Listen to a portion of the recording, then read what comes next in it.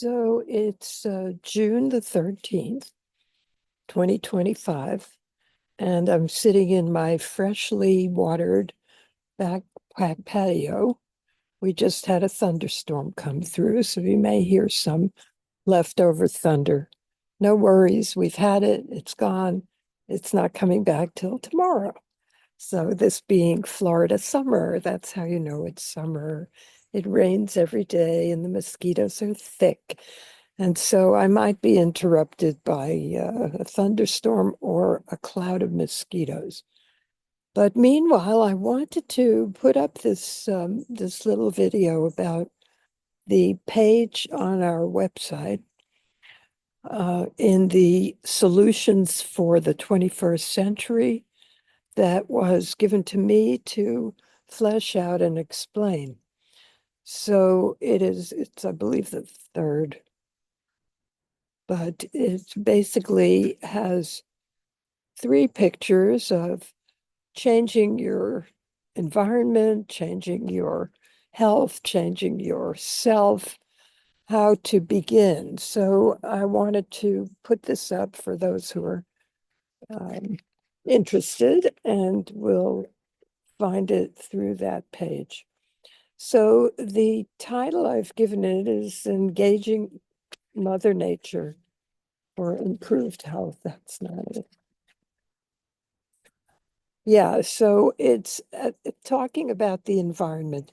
I need to start with talking about changing yourself, because the key to everything happening good in the future is to get out of our old idea of who we are and get to the truth of the matter. The truth of the matter is that we are God watching the drama, watching the unfolding of your point of view, which is your life, your experience. And then if you contact that part of you that is of the divine, then creation becomes easy. And you don't have to do it through the very chainsaw attitude of the mind. You do it through the heart that always knows the right solution for every question. So shifting from mind to heart, let your heart, wherein God dwells, be your guide. So that's your quiet, still little inner voice that is actually not a voice, it's an observer. We are the observer. If we were anything else, everything else is transient and changes and cannot therefore be your pure essence. So we move from the fear of all the possible ways that we can annihilate ourselves, and we begin to become the solution the moment we change the focus of our awareness from our small life, our small ego, and become the watcher, the observer, the creator.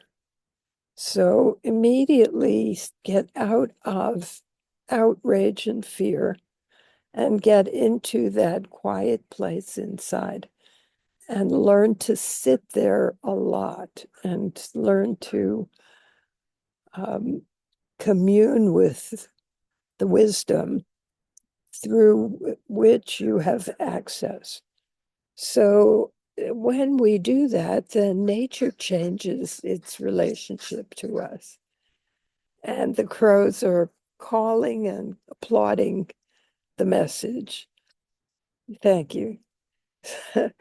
So you will, by renewing your relationship with nature, you will ground your energy in nature, and you will normalize your own energy. So you'll stop being frazzled and stressed and anxious and depressed, and you will simply be and simply observe and simply listen to what's going on all around you all the time.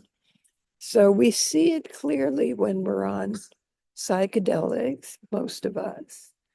And we can see the immense intelligence of this creation and how we know nothing and we know so little that it behooves us to be humble about it and just take our cue from nature. Nature knows how to heal.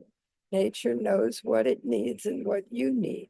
So being out of doors is the first step towards healing. You're breathing oxygenated air. Look at the trees around me. That tree behind me is about 80 feet tall and is the total boss of the yard, and is infinitely loving and leans away from the house. So God forbid if it ever gets blown down, it has already arranged not to take us out in the process.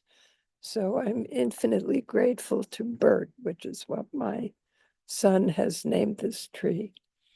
So the other thing is full spectrum light that we don't even know what it does, but we do know that it makes us feel so good. I try to find time every day to let my skin be kissed by the sun. And yes, you need to know your dose and not exceed your dose, but everyone's got a requirement for sunshine.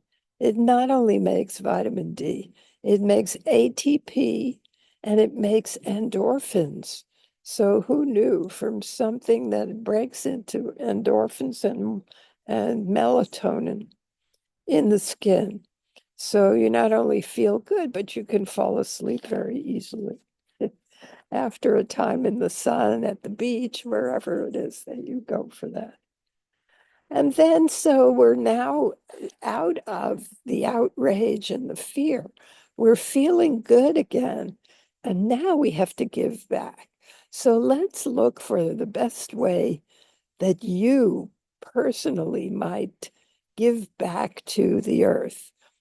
Um, where we interface with the earth is through our food, through the air, through the water, and so on. And we've begun reestablishing a relationship.